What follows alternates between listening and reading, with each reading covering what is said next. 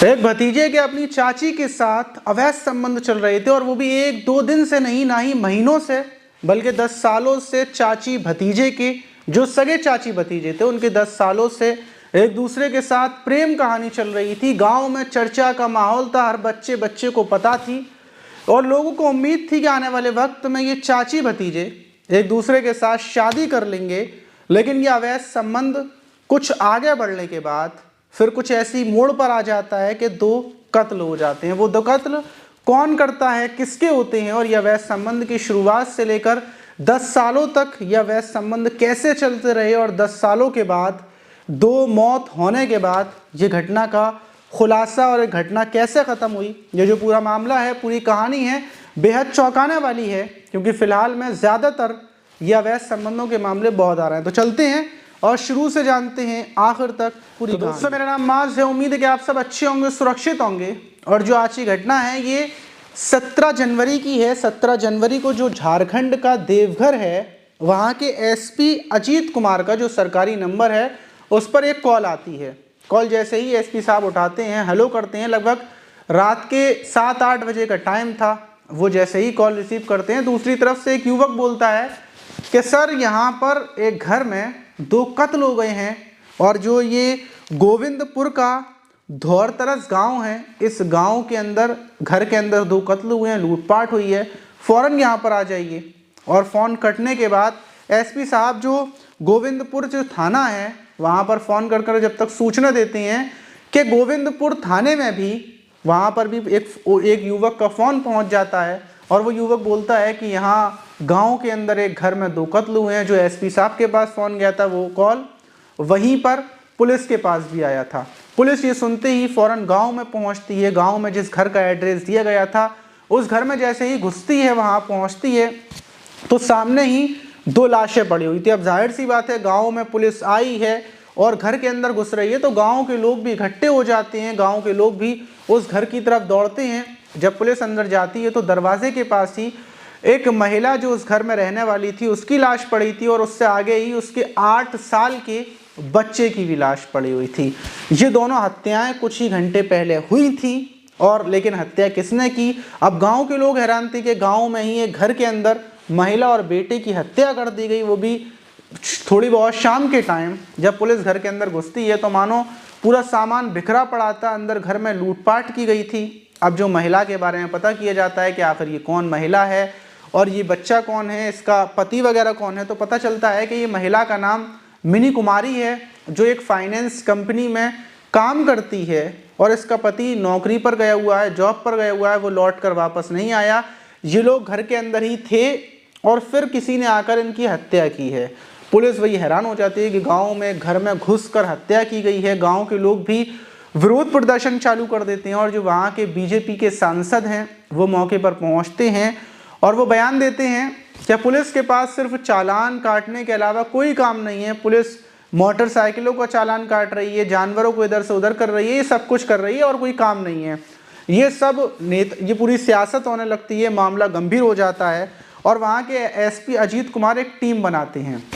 Team बनाने के बाद अब पता किया जाता है कि आखिर इस महिला को मारा किसने है और बच्चे को, 8 साल के मासूम से बच्चे को मार दिया, उसकी भला क्या गलती हो सकती है। अब जब गाँव के लोगों से पता किया जाता है कि मिनी कुमारी ये जो थी, इसका क्या मामला था, किसी के साथ इसकी लड़ाई झगड़ा या कुछ हो, तो लोग बताते हैं कि लड़ाई झगड़ा तो कुछ नहीं, लेकिन कई सालों से सब लोग, गांव के लोग जानते हैं कि ये जो मिनी कुमारी है, इसकी अवैध संबंध, इसकी प्रेम कहानी इसके ये भतीजे मिंटू के साथ टिंकू के साथ चल रही है। टिंकू की उम्र लगभग 34 साल है और ये मिनी कुमारी थी, इसकी उम्र 30 साल थी। इन दोनों की प्रेम कहानी लगभग 10 सालों से चल रही है।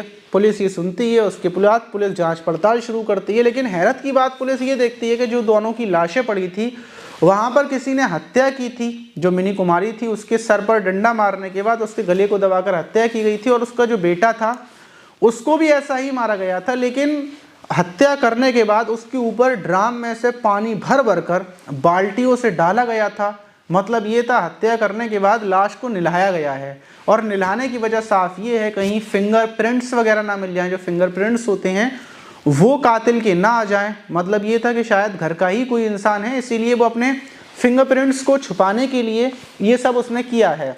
अब पुलिस जांच पड़ताल करती है, जो मिनी कुमारी थी उसके फ़ोन की जांच पड़ताल की जाती है, पति भी आ जाता है, पता चलता है कि दोनों की शादी 12 साल पहले हुई थी, शादी के बाद सब कुछ ठीक ठाक था, कभी किसी से लड़ाई झगड़ा नहीं, बस थोड़ी बहुत प्रॉपर्टी को लेकर इनके ही घर वालों में आपसी लड़ाई चल रही थी।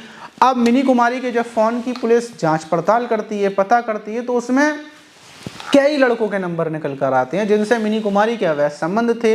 अभी तक पुलिस को सिर्फ ये पता चला था कि इसके भतीजे के साथ हैं, लेकिन पुलिस जब कॉल डिटेल्स वगैरह चेक करती है तो पता चलता है कि मिनी कुमारी तो पूरी रात लड़कों से बातचीत करती थी। अब हैरान करने वाली बात थी कि शादीशुदा, बच्चा भी है, फिर पूरी रात किसी गैर मर्द से ये बात कैसे कर लेती थी, पति भी हैरान। और जब पुलिस ये पता करती है कि आखिर जब गाँव वालों को नहीं पता थी कि हत्या हो गई है, तो फिर पुलिस के पास फ़ोन किसने किया, एसपी के पास फ़ोन किसने किया, ज़रूर जो फ़ोन करने वाला है वही कातिल है। जब पुलिस उस नंबर की जांच पड़ताल करती है तो पता चलता है कि वही नंबर टिंकू कुमार का था, जो कातिल था उसी ने हत्या की थी। पुलिस टिंकू कुमार को गिरफ्तार कर लेती है। टिंकू कुमार बोलता है कि नहीं, मुझे नहीं पता, मैं तो घर के अंदर गया था, मुझे दोनों लाशें दिखी, इसलिए मैंने पुलिस को फ़ोन किया। और साथ में जब पुलिस ये सब कुछ जांच पड़ताल कर रही थी तो टिंकू कुमार पुलिस के ही साथ में चारों तरफ ढूंढ रहा था। सबसे ज़्यादा टिंकू कुमार रो रहा था, गांव वालों को दिखा रहा था कि मेरी प्रेमिका मर गई और मुझे बहुत ज़्यादा दुख है, पता नहीं किसने मारा है। लेकिन पुलिस टिंकू कुमार को गिरफ्तार करने के बाद जब उससे पूछताछ करती है, सख्ती से पूछताछ करती है, तो वो बताता है कि मेरे 10 साल पहले से ही मेरी चाची के साथ अवैध संबंध चल रहे थे, सब कुछ बिल्कुल ठीक ठाक चल रहा था, लेकिन गांव में लोगों को पता चल चुकी थी और एक अवैध संबंध, जो मेरा समाज है, मेरे समाज के लोग मुझे ताने मारते थे, मेरा फैमिली, मेरा परिवार मुझसे बोलता था कि तुमने शादी नहीं की है, अपनी चाची के चक्कर में पड़े हुए हो। तमाम दोस्त मेरे कमेंट पास करते थे कि अपनी चाची से शादी कर ले, ये वो तमाम सारी चीज़ें।